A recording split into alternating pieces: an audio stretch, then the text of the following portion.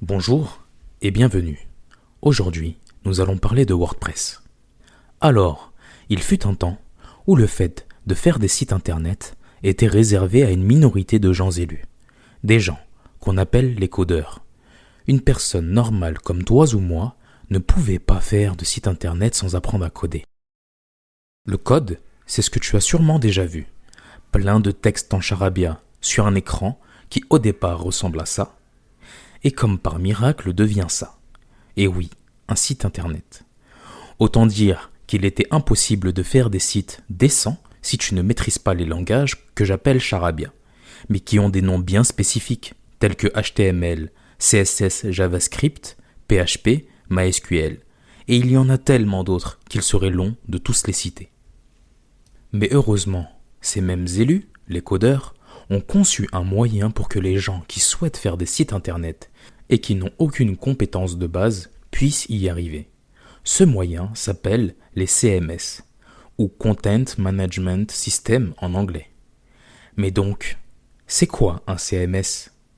Demandons au site qui connaît le plus de choses sur Internet. Wikipédia, c'est quoi un CMS ? CMS est une famille de logiciels destinés à la conception et à la mise à jour dynamique des sites web ou d'applications multimédia. En gros, c'est des logiciels que les codeurs ont faits pour qu'on puisse faire des sites facilement. Merci les codeurs. Parmi ces logiciels, il y en a un qui est littéralement le boss du game.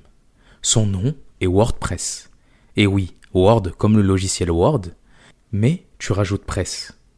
Ce logiciel est tellement facile d'utilisation que quasiment un site sur 3 dans le monde est fait avec lui. Il représente à lui seul 38,3% des sites web dans le monde. Et oui, rien que ça. Mais ce n'est pas pour rien, car c'est un outil qui est extrêmement facile à utiliser, extrêmement intuitif.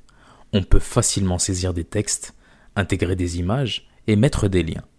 Tout est organisé de façon plutôt intuitive, de manière à ce que des gens qui n'ont aucune connaissance spécifique en informatique puissent faire des sites internet.